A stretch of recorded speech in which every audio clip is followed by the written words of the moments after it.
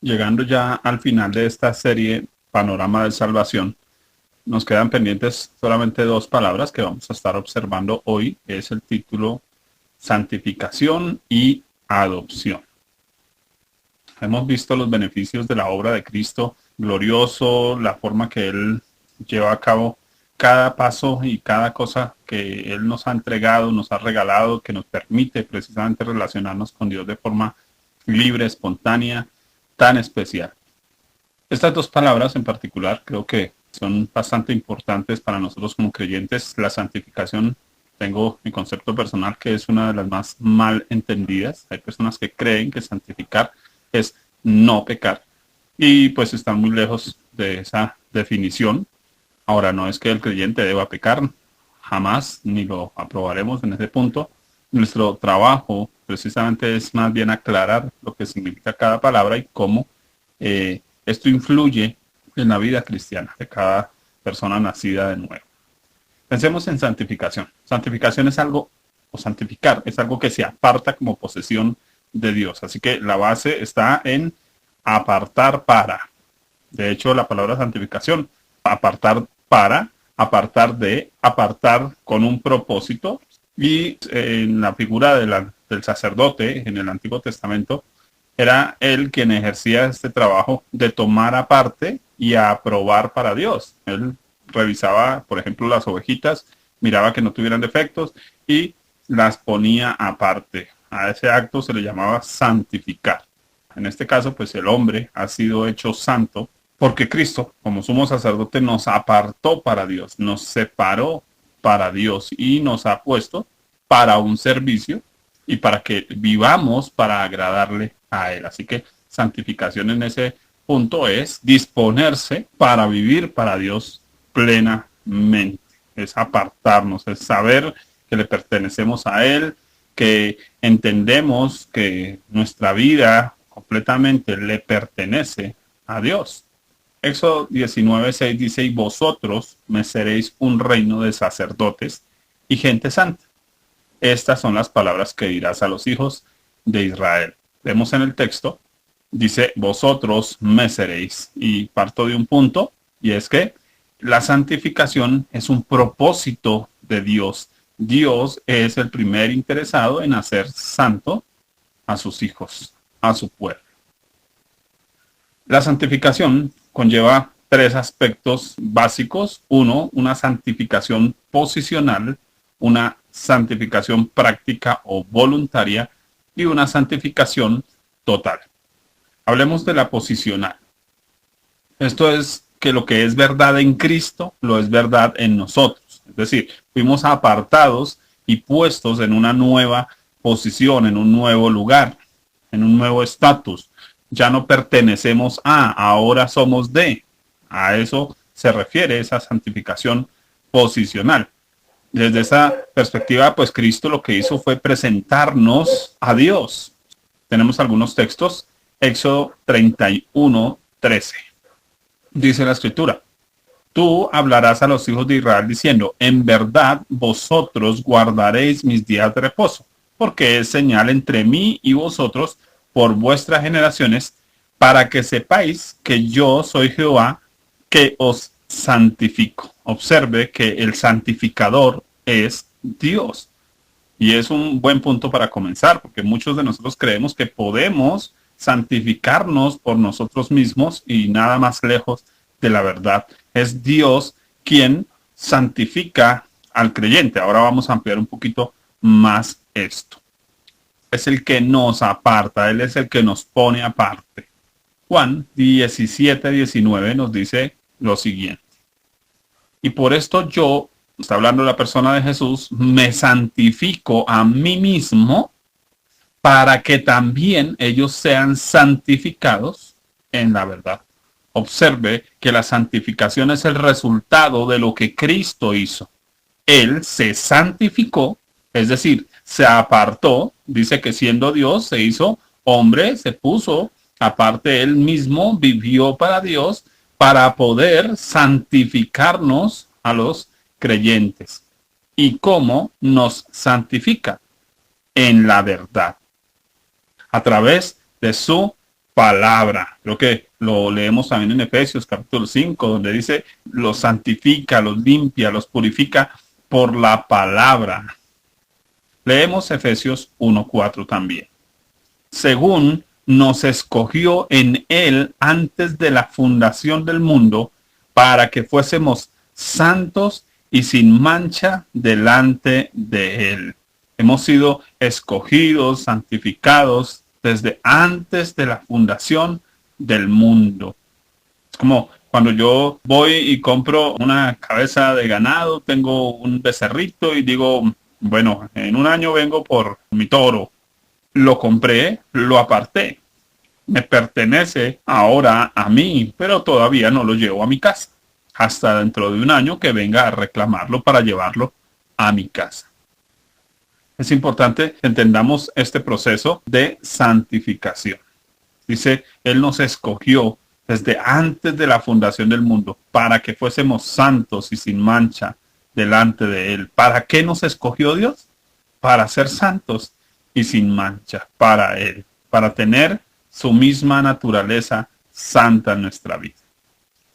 Hablamos de la santificación posicional, hablemos de la santificación práctica o voluntaria. Aquí ya es donde hablamos de lo que nosotros como creyentes debemos hacer, porque ya vimos qué fue lo que Él hizo. Él nos santificó, pero ahora nosotros podemos santificarnos porque hemos sido santificados. Voy a leer lo que tengo acá. La santificación práctica voluntaria es un proceso conjunto entre el hombre y el Espíritu Santo. Implica una renuncia diaria a los deleites propios de la carne. En este caso, el hombre se presenta como un sacrificio vivo en un culto racional, consciente de lo que está haciendo. Algo que habla de las devociones diarias. El creyente todos los días dedica tiempo para Dios plenamente. Ahora, eso está implícito en el sentido de ser limpiado tras confesar los actos de pecado. Entiendo entonces santificación como ese proceso en el que la persona dice quiero vivir para Dios, pero como quiero vivir para Dios, confieso continuamente aquellas cosas que sé que le desagradan. Mantengo una vida de confesión, mantengo también una vida de hablar con Dios sobre aquellas cosas que me cuesta renunciar y voy trabajando de manos de Dios en esos aspectos. Primera de Corintios 1:2. Observe lo que dice. A la iglesia de Dios que está en Corinto, a los santificados en Cristo Jesús, llamados a ser santos, con todos los que en cualquier lugar invocan el nombre de nuestro Señor Jesucristo, Señor de ellos y nuestro. Observemos la iglesia de Corinto. La iglesia de Corinto era una iglesia que estaba bastante desordenada, pero Pablo dice a los llamados a ser santos. Pero antes de decirles que están llamados a ser santos, les ha dicho a los santificados en Cristo, llamados a ser santos. Observe que solo los que han sido santificados pueden vivir en santidad. Solo a los que han sido santificados se les llama a ser santos. Entendemos en ese punto que solo los creyentes que han sido apartados por Dios pueden vivir para Dios. Por eso es importante siempre predicar el evangelio para que las personas nazcan de nuevo. Aquellos que han nacido de nuevo pueden vivir en santidad. Entendemos santidad, vivir apartados por Dios y para Dios. Así que, aunque la iglesia de Corinto tenía tantos defectos, Pablo dice a los santificados, ya le pertenecen a Dios. Como ya le pertenecen a Dios, se les puede invitar a que vivan para Dios. Entendemos el punto. Ahora, Efesios 5:3-5 dice, pero fornicación y toda inmundicia o avaricia ni aun se nombre entre vosotros como conviene a santos, ni palabras deshonestas, ni necedades, ni truanerías que no convienen, sino antes bien acciones de gracias, porque sabéis esto, que ningún fornicario o inmundo o avaro que es idólatra tiene herencia en el reino de Cristo. Pensemos en este punto, que la santificación práctica o voluntaria tiene que ver con esos aspectos de la vida cotidiana en la que solemos fallarle a Dios, en la que solemos herir a otros, dañarnos a nosotros mismos, hacer cosas no convenientes. La invitación de Pablo a los Efesios es precisamente que nos guardemos de este tipo de cosas. Pero tenemos un punto, porque a veces leemos los textos fuera de su contexto. Y en ese leer fuera de su contexto nos damos cuenta que en muchos casos leemos solamente un pedazo y decimos, ¿sí ve? Los que no son santos en su manera, en su conducta, aquellos están perdidos completamente. No, no, no, no. El mismo capítulo de Efesios, capítulo 5, en el verso 8, nos dice algo muy importante. Porque en otro tiempo erais tinieblas, mas ahora sois luz en el Señor. Andad como hijos de luz. Eso éramos. Ya no somos esto. Ya no somos fornicarios, necios, truanes, nada de eso. Aquí Pablo nos dice, en los versículos 3, dice, como conviene a santos. Solo una persona santa puede vivir de forma santa, porque ya no está en tinieblas, ya no está en este mundo, ya no pertenece al sistema de este mundo. El creyente debe apropiarse de la santidad que Dios le dio para vivir la santidad que Dios quiere. Colosenses 3:12 nos dice, vestidos pues como escogidos de Dios, santos y amados, de entrañable misericordia, de benignidad, de humildad, de mansedumbre, de paciencia. Pero quiero subrayar, vestirse como escogidos de Dios. ¿Cómo se viste un escogido de Dios? Santo. Pero no pierda de vista la siguiente palabra, y amados. Porque precisamente una persona que ama se santifica. Es como cuando alguien está de conquista de la joven que le gusta, del joven que le gusta. Ese amor hace que esa persona mejore tantos aspectos de su vida. Siempre molesto diciendo que yo empecé a bañarme cuando me ennovié, que yo empecé a vestirme bien cuando me ennovié. Precisamente porque es lo que tendemos a hacer. Cuando hay amor, también hay santidad. La invitación precisamente es a enamorarnos de Dios, a enamorarnos de Cristo, porque a medida que nos enamoramos de Él, de forma consecuente, casi imperceptible, nos vamos santificando precisamente para Dios. No es un asunto de que si no eres santo vas al infierno, no. Es un asunto de que te conviene ser santo. Al novio le conviene bien vestirse bonito, lavarse los dientes, tener un buen aliento, le conviene hacerlo. Nos conviene vivir precisamente para Dios, porque Dios es un Dios santo, perfecto, bueno. No perdamos eso de vista. Primera de Pedro 1:15 dice, sino como aquel que os llamó es santo, sed también vosotros santos en toda vuestra manera de vivir. Adaptamos la santidad a nuestra vivencia por una razón, porque Dios es santo. Si Él es santo, yo soy santo. Puedo ser santo precisamente porque quiero parecerme a Él, quiero agradarle a Él. Esa es la santificación, ese deseo continuo, interno, profundo, esa determinación en el corazón de agradar a Dios en todas las cosas. Eso es lo que me santifica. Hebreos 12:10 dice, y aquellos, ciertamente, está hablando de la disciplina de los padres sobre los hijos, por pocos días nos disciplinaban, como a ellos les parecía. Pero hablando de Dios, para lo que nos es provechoso, para que participemos de su santidad. Pero debemos entender el contexto de estas palabras, porque el contexto de estas palabras no es castigo, no es correa, no es chancleta, no es que Dios tiene un palo en la mano para darnos por la cabeza. La palabra disciplina aquí significa crear hábitos que generen una conducta correcta. Dios nos disciplina, nos crea hábitos, nos enseña, nos da herramientas, nos pone tareas específicas que generan disciplinas. Entiéndalo, que es mucho más sencillo. Cuando yo creo una disciplina es como cuando le estoy enseñando al niño a escribir la letra O y le paso un cuaderno ferrocarril para que el niño no se salga de la línea y quede la O bien hecha para que el niño aprenda a utilizar su mano, a escribir de forma correcta, que su letra sea bonita, agradable. crear disciplinas. Los papás trabajan en la disciplina de los hijos. Dios trabaja en la disciplina de sus hijos. Así que una forma de llegar a esa santificación voluntaria o práctica también tiene que ver con el trabajo que Dios hace en nosotros de crearnos disciplinas. Vas a levantarte temprano, no vas a ver televisión tanto tiempo, vas a trabajar menos tiempo en tu celular. Todo ese tipo de cosas que Dios va trabajando hombro a hombro con nosotros, nos va enseñando como un papá enseña a sus hijos. Eso nos va haciendo santos, porque nos vamos pareciendo cada vez más a Él. Romanos 6:19 dice, hablo como humano, por vuestra humana debilidad. Todos los seres humanos tenemos ese problema, ¿cierto?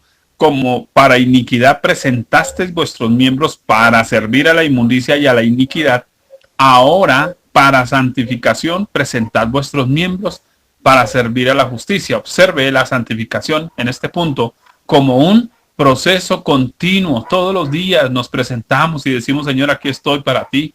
Quiero vivir para ti este día. Quiero vivir en santidad. Ayúdame a guardar mis ojos, mis oídos, mi mente, mi corazón. Observe que no se trata de no pecar, se trata de que mi intención está a agradar a Dios. Y cuando en mi intención está a agradar a Dios, el pecado va quedando relegado. Miremos el tercer tipo de santificación, es la santificación total. Y recordemos que todo esto es un beneficio de la obra de Cristo. Si Él no se hubiera santificado, nosotros no podríamos ser santos en la verdad. Es la verdad la que nos santifica. Es cuando la verdad de Dios viene, que somos santificados. Queda un tipo de santificación, la santificación total. ¿Qué es lo que va a suceder cuando Cristo venga por su iglesia o cuando finalmente el Señor ya vaya a arreglar cuentas total? Podremos ir con Él plenamente. Es lo mismo que dice el apóstol Pablo allí en Romanos capítulo 7, cuando él dice, miserable de mí, ¿quién me librará de este cuerpo de muerte? Porque mientras estemos en este cuerpo, esas pasiones, esos deseos engañosos van a tener que ser tratados de una forma especial y Dios va a tener que trabajar para llevarnos a lo que Él quiere. Efesios 1:14 dice respecto a esta santificación total, que es las arras de nuestra herencia hasta la redención de la posesión adquirida para alabanza de su gloria. En el contexto nos está hablando de la persona del Espíritu Santo, que Él es esas arras de nuestra herencia, pero dice hasta la redención, hasta el día que ya se pagó total, en que ya no hay nada más. Y Él viene y reclama lo suyo, su posesión, esa posesión adquirida. Esperamos también esa santificación total. Mientras tanto, seguimos viviendo en un proceso de santificación día a día, trabajando, peleando contra el pecado. Recordamos lo que dice uno de los apóstoles, no habéis combatido hasta la sangre contra el pecado. Es un combate día a día contra nuestra carne, porque el peor enemigo no es el diablo, el peor enemigo es nuestra carne, nuestro yo, nuestro egoísmo personal. La santificación es clave para cada uno de nosotros como creyentes, determinarnos vivir únicamente para agradar a Dios por sobre todas las cosas. Vamos a mirar la segunda palabra, la palabra adopción. Viene de una palabra huitesia, de huios, que significa hijo, y tesis, que significa colocación o posicionar. Cuando hablamos de la adopción, pues significa el lugar y condición de un hijo, poner a alguien que no le pertenece de forma natural el ser hijo, ponerlo como hijo. En la antigüedad, en la Biblia, encontramos, por ejemplo, en Abraham diciendo, será mi heredero este siervo. Era muy común que muchos hacendados tomaran algunos de los hijos de sus siervos, de sus criados, que veían que tenían ciertas características o que eran muy cariñosos o tenían algo especial que llamaba su atención, y entonces estos hombres decían, voy a adoptar a este niño, voy a hacerlo parte de mi hogar, de mi casa. Era algo muy común. En Romanos 8:15 dice que los creyentes han recibido el espíritu de adopción por el cual clamamos Abba, Padre. Mire que tanto en la obra de la santificación como en la obra de la adopción, El Espíritu Santo cumple un papel fundamental, no solo llevándonos a santificarnos, porque Él es el Espíritu Santo, el Espíritu de santificación es el Espíritu Santo, Él es el que nos apartó y nos puso un sello que dice apartado, le pertenece a usted y yo, ya le pertenecemos a Dios, pero no solo le pertenecemos, también Él ha decidido que seamos sus hijos y nos ha dado ese espíritu de adopción. Y esa palabra Abba Padre significa un balbuceo de un niño y significa técnicamente la confianza en la que entramos hacia Dios como Padre. ¿Cuánta reverencia tiene un hijo para venir a un papá? Creo que aunque hablamos de nuestra reverencia ante Dios como Dios que es, también hablamos de que como hijos podemos acercarnos a Él, a nuestro papá. Recordamos a aquellos discípulos diciendo a Jesús, venga, esos niños están molestando mucho. Jesús dice, dejen a los niños venir a mí. Si eso lo dice Jesús, ¿qué dirá Dios, el Padre que tiene corazón de papá? Dejen venir a mis hijos, quiero alzarlos, quiero sentarlos en mis piernas, quiero estar con ellos. Qué bueno saber que Dios nos ama como hijos, como hijos. Gálatas 4:5 dice, para que redimiese a los que estaban bajo la ley, a fin de que recibiésemos la adopción de hijos. Los creyentes son engendrados como niños por el Espíritu Santo mediante la fe. En el caso de la adopción se usa el término hijo, que involucra la dignidad de la relación de los creyentes como hijos con Dios. No es la entrada en la familia mediante el nacimiento espiritual, sino el ser titulado en la posición de hijos. Nacimos de nuevo, pero el ser hijos se convertía en un derecho de esa persona nacida de nuevo. Es decir, que no todos los creyentes se comportan realmente como hijos. Juan 1:12 dice, mas a todos los que le recibieron, a los que creen en su nombre, les dio potestad o derecho de ser hijos de Dios. Es un derecho que ese hijo debe apropiar en su vida. Voy a vivir como un hijo de Dios, voy a comportarme como un hijo de Dios, voy a mostrar que realmente quiero ser hijo de este papá. Pensemos en ese niño de un esclavo que el hombre de familia adoptaba y lo traía a su casa. El niño debía aceptar que ahora este era su papá y debía empezar a adaptarse al nuevo hogar, aceptando el ser un hijo. Por eso dice, se les da la potestad, el derecho. Él tiene el derecho de ser hijo, pero de alguna manera debe utilizar ese derecho como hijo. Entendemos por qué Jesús nos dice por allí en algún lugar que ¿quién manifiesta que es un hijo de Dios? El que ama. Dice que el mundo conocerá que somos hijos de Dios por el amor que tenemos unos con otros. Así que la clave de ser un hijo de Dios es amar. Amar demuestra que somos hijos de un Padre que es amor. Qué importante entender esto, porque muchos creyentes no se comportan como hijos. Parecen vivir todavía con el pensamiento de esclavos, aun cuando están en la casa de papá. En el Antiguo Testamento se implica el paso de esclavo a hijo bajo un acuerdo legal entre ambas partes, lo que significa que el ser hijo llega a ser hasta cierto punto un proceso, no un suceso. No todos viven como hijos de Dios, aunque han nacido de nuevo, son criaturas de Dios, son salvos, pero no están viviendo como hijos de Dios. Es algo que debe demostrarse.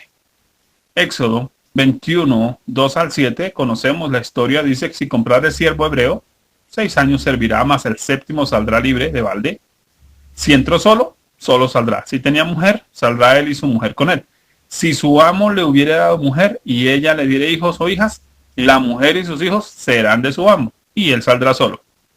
Y si el siervo dijere, yo amo a mi señor, a mi mujer y a mis hijos, no saldré libre, entonces su amo los llevará ante los jueces y le hará estar junto a la puerta o al poste. Y su amo le horadará la oreja con lesna y será su siervo para siempre. Y cuando alguno vendiere a su hija por sierva, No saldrá ella como suelen salir los siervos. Observe cómo aquí había un proceso de ser esclavo a ser libre, pero a ser libre y a rendir mi libertad para hacerme hijo de mi Señor. ¿Qué existía aquí?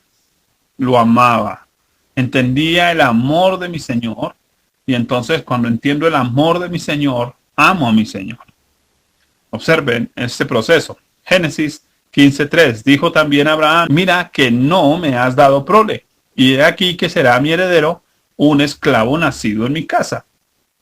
Proverbios 29:21. El siervo mimado desde la niñez por su amo, a la postre será su heredero. Observe cómo este siervo mimado va a terminar siendo el heredero. La palabra mimado es de la misma raíz de donde sale mimos, que significa imitar a alguien sin palabras. Así que un niño mimado es alguien que está imitando la conducta del papá. Cuando el papá mira al niño y dice, oiga, pero ¿cómo se parece a mí este chino? Sencillamente es un niño mimado. Él está queriendo ser como yo, queriendo actuar como yo. Así que muchos hijos de aquellos esclavos miraban a su amo y querían imitar a su amo. Y cuando el amo se daba cuenta, decía, oiga, este muchacho quiere ser como yo, entonces voy a hacer de él mi hijo. Entendemos ese deseo de adopción. Por eso Dios nos ha dado el espíritu de adopción por el cual clamamos. El deseo de adopción, el deseo de ser como Dios, de ser como ese papá, de actuar como ese papá amoroso, como ese papá tierno, como ese papá disciplinado, ordenado. Por eso Jesús decía, yo hago lo que veo hacer al Padre. Yo digo lo que el Padre me dice que diga. Seguir las pisadas del Padre. Así como nosotros, como discípulos, seguimos las pisadas del Salvador, del Señor, del Maestro. El Maestro nos dice, sigue las pisadas del Padre. Eso es adopción. La adopción no solamente es que ya usted es hijo de Dios y siga viviendo como quiera. No, no, no, no. El verdadero hijo de Dios ya no vive como quiere. El verdadero hijo de Dios vive imitando a su Padre, siguiendo el ejemplo del Padre. Tenemos Esther 2:7, hablando de una mujer también que fue adoptada. Hay algo importante con respecto a este espíritu de adopción y es que el siervo debe madurar para llegar a ser hijo. Entendemos ese proceso de ser siervo, de actuar como un siervo, a llegar a ser como un hijo. Allí hay un proceso de madurez. Se los dejo solo para meditar. En Romanos capítulo 8 encontramos dos palabras para referirse a hijo en dos versos diferentes. En el uno encontramos la palabra bios, en otro encontramos la palabra tecnon, solo como curiosidad para aquellos estudiosos. Bios significa un hijo recién nacido, pequeño, que es totalmente dependiente. Ahora, cuando un niño es totalmente dependiente, también es un esclavo, porque es el papá el que le dice, vamos para allí, vamos para allí. Tiene que obedecer como si fuera un esclavo, aunque es hijo, aunque es heredero de todo. La palabra tecnon se refiere a un hijo que ha madurado, a un hijo que ha crecido, a un hijo que ya no necesita decírsele, ve y tiende tu cama, que ya no necesita preguntar, ¿usted me da permiso de ir al baño? Ya es un hijo que tiene esa iniciativa también. El creyente debe llegar a madurar, porque hay muchos hijos de Dios que al no madurar siguen viviendo como esclavos, porque no han madurado en su relación con el Padre. Aún no quieren tener iniciativa propia, están esperando que el pastor les diga, les mande, les ordene, tienes que hacer, tienes que ir, tienes que venir, tienes que... Perdemos de vista el tener iniciativa propia. ¿Qué dice la Escritura? ¿Acaso no dice eso? Dios pone tanto el querer como el hacer. Y Pablo lo está diciendo en un contexto en el que él ha tenido que salir y dejar al grupo solo. Y el grupo solo va a tener que verse las solas, como cuando los papás salen de la casa y dejan a los hijos solos. Y los hijos entonces tienen que usar eso que han aprendido y actuar por sí mismos, sin necesidad de estarles empujando, jalando, manipulando, obligando. Un verdadero hijo de Dios que ha madurado ya no necesita que se le obligue. Él tiene iniciativa. Gálatas 4, 1 al 7 dice lo siguiente. Pero también digo, entre tanto que el heredero es niño, en nada difiere del esclavo. Es lo que acabo de decir. Aunque es señor de todo. Sino que está bajo tutores y curadores hasta el tiempo señalado por el Padre. Pero hay un tiempo para salir de allí. Así también nosotros, cuando éramos niños, estábamos en esclavitud bajo los rudimentos del mundo. Pero cuando vino el cumplimiento del tiempo, Dios envió a su Hijo, nacido de mujer y nacido bajo la ley, para que redimiese a los que estaban bajo la ley, a fin de que recibiésemos la adopción de hijos. Y por cuanto sois hijos, Dios envió a vuestros corazones el espíritu de su Hijo, el cual clama, Abba Padre. Así que ya no eres esclavo, sino hijo. Y si hijo, también heredero por medio de Cristo. Aquí nos está hablando de un hijo que es niño. ¿A quién se refiere? A aquellos que están bajo la ley, que quieren vivir bajo la ley. Así que mientras el niño tenga que tener el policía encima, diciéndole qué hacer, qué no hacer, tiende tu cama, lávate bien las orejas, es un esclavo. Pero venido el Salvador, ya no estamos bajo tutores. Ahora dependemos del Espíritu que clama dentro de nosotros, Abba, Padre. Iniciativa, ahora queremos vivir para Dios plenamente. Ya no necesitamos que el papá nos esté dando órdenes, esto sí, esto no, sino que venimos a decir, papá, aquí estoy. ¿Quieres que haga algo por ti? Sí, hijo, tráeme las chanclas. Ah, bueno, aquí hay una actitud totalmente diferente que ya no depende de la ley, de que me obliguen, porque la ley es obligatoriedad. Ahora hay espontaneidad en mis acciones. El creyente aprende a vivir para Dios sin necesidad de estársele obligando. El verdadero Hijo de Dios vive en libertad y se ofrece al Padre. Ya no espera que lo llamen, Él va y se ofrece. Así que podemos madurar como hijos a medida que avanzamos. Y creo que preocupa que muchos creyentes han olvidado el ser hijos y se han olvidado pensando que solo tienen que hacer cosas para Dios y se han vuelto siervos. Y tal vez van a llegar al final y van a decir, Señor, en tu nombre hicimos, sanamos enfermos, echamos fuera demonios. Y Él dice, yo no los conozco. ¿Ustedes quiénes son? Porque solo un padre de familia conoce a sus hijos, a los suyos. Y vamos a leer Malaquías 3:17. Dice, y serán para mí especial tesoro. Ha dicho Jehová de los ejércitos, en el día en que yo actúe, dice el Señor, y los perdonaré. Y observe esta última frase, como el hombre que perdona a su hijo que le sirve. Observe que no dice a su siervo que quiere ser un hijo, no, a su hijo que quiere servir para algo. No somos siervos tratando de ser hijos, somos hijos que debemos servir a nuestro Padre. Estar dispuestos, papá, le traigo un tinto. Pensemos, lo pongo en palabras muy humanas, pero para que entendamos la disposición que debemos tener con Dios, nuestro Padre, de poderle servir. Pero no olvide usted que dice, yo soy siervo del Señor. No olvide que antes de ser siervo, usted es un hijo. Y como hijo tiene privilegios. Como hijo hay algo que le acerca a Dios, su Padre, en su relación. No olvide ser un hijo que sirve. No lo olvide. Terminamos entonces con estas dos palabras, este seminario acerca del panorama de salvación. Espero que podamos escucharlo completo, estudiarlo con la Biblia en la mano y permitir que el Espíritu Santo nos ayude a entender esta salvación tan grande.